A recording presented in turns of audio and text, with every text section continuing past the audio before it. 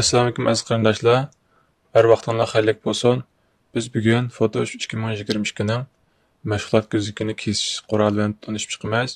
Hozir bizga ko'ringani biz odatda normal mashg'ulot qiladigan mashg'ulot ko'zniki.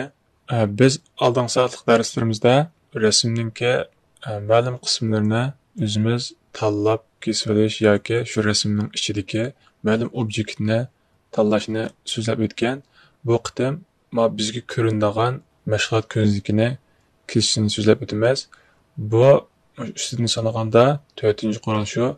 Buning tizlat knopkasi knop taqsidan C'ni bosgandan keyin bu mush qurolga o'zi avtomatik o'tadi. Masalan, qaraydigan bo'lsak, mana rasmninki pek cho'ng bo'lgan bo'lsa, masalan, usti ortiq bo'lgan bo'lsa, biz ustidan masalan, madani kesib o'tib, ostidan ozroq kesib o'tmoqchi bo'lib qolsak, mana mush qurol chekkandan keyin o'zi avtomatik doir tanlaydi. Mush holatda tanlab, undan keyin to'g'ri belgisini urib o'tgandan keyin bu holatda kesidi. Men mashg'ulotimni qaytarib olay, Ctrl Z ni bosib. Bu yerga qaraydigan bo'lsak, mana bu yerda sistema bizga avtomatik tanlab bergan bir qancha turlar bor. Biz buning ichida xohlagan turni tanlagandan keyin mana bu holatda o'zi doir tanlab berdi. Undan keyin biz shu doirni agar mushtarni ishlatmoqchi bo'lib qolsak, biz buni to'g'ri belgisi orqali buni ishlatsak bo'ldi. Hozir mashg'ulotimni qaytarib olay. Masalan, men kompyuterning ekraniga moslashtirib 1920 da 1080 desam, mana mush holatda kesib oldi. Undan keyin biz o'zimiz qo'limizda kigizgan raqamlarni o'chirish buni besib o'tgandan keyin yana sistema doir tanlashdan chiqdi. Buni o'zimiz xohlagancha bunda tanlay olamiz. Mana ustiga tortimizmi, ostig'imi, yonig'imi holatda. Men mashg'ulotimni yana bir qaytarib olay.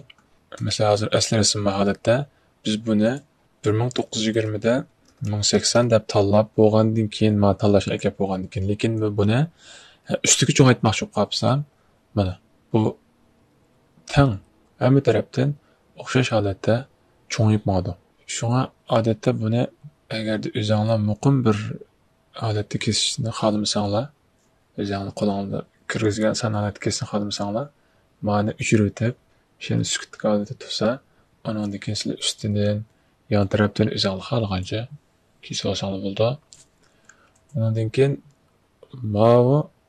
masalan ba'zi fotograflarniki diqqatsizlikdan yon tortib qolgan rasmni tuzlaydigan. Masalan, mana rasm orqali misol ishlab qo'yinglar. Masalan, qarasanglar bu rasm bir yon tortilgan. Mush qurolimiz orqali buni tuzlamoqchimiz. Buni tuzlay desak, buning egiz baskini qanday o'lchaymiz degan vaqtda, buning tuzlash usuli boshqa usullarmi bor. Lekin biz hozir mush qurollarni tanishtirib o'tgandan keyin mush qurolda qanday tuzlashni so'zlab o'tamiz. Mana tuzlash uchun manchik o'tib, bu qaysi taraf yon bo'lsa, shuni sizib beramiz. Masalan, biz hozir bu tarafdan bu holatda yon degandan keyin mana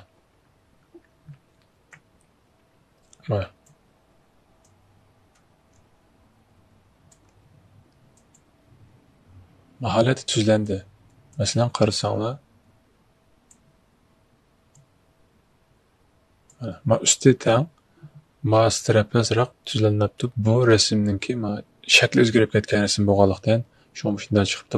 Bu shaklni qanday tuzlaymiz deganda, Photoshop'ningki boshqa ixtiyorlari bor. Buni keyingi soatlik darslarda so'zlaymiz. Undan keyin men yana rasmni qaytib kelay. Biz tanlamoqchi bo'lgan, masalan, doirni tanlagandan keyin ko'rsanglar, bu yerda bir katakchilik paydo bo'ldi. Biz buni shu orqali texnik kichiklatib, har xil shaklga o'zgartira olamiz. Undan keyin qurolga kelsak, delete cropped pixel degani qanday desanglar, masalan, biz bir kitobning muqovini laylamoqchi bo'lib qolsak, masalan, kitobninki mush otning rasmini chiqarib, bir kitobning teshini muqovini laylamoqchi bo'lib qolsak, masalan, bu holatda qilib desak,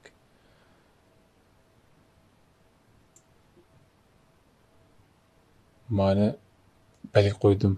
Bu holatda belgi qo'ygan holatda mana kesib o'tdim.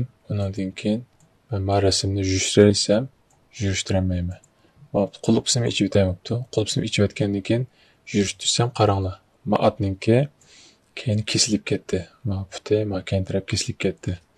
Endi men Ctrl Z ni bosib mashg'ulotimni qaytarib oldim. Undan keyin yana biz mushqoraliq kelib, meyadagi delete graphic pixel deganni to'g'ri belgisini ilib etdim. Ilib etgandan keyin endi masalan men bu yerni kesay deb o'ylagan bo'lsam,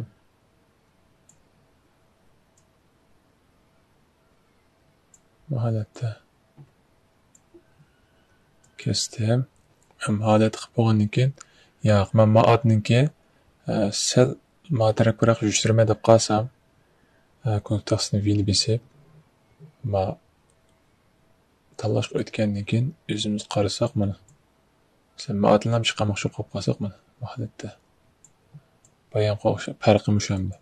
Qarasanglar, bayan mani kesib, ma to'g'ri belgisini qo'ygandan keyin mana qarasanglar, miyadagi biz hozir chiqarib o'tilgan o'rin ko'rindi, lekin buni kesib o'tmadi. Ammo buni to'g'ri belgi qo'ygandan keyin bu mush atlam chiqadi, bu atlam beshin oldi tarafni kesib o'tadi. Masalan, men tanladim. Endi vini besib mana. Buni ko'rib qolsammi, chiqmaydi bu.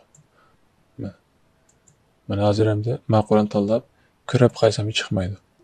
Shunga o'zingizga ishiltish nimalarga qarab kesib o'tgan rayonni saqlab qolishni xohlamsizlar yoki chiqarishni xohlamsizlar, buni o'zingizlar qaror bersangiz bo'ldi.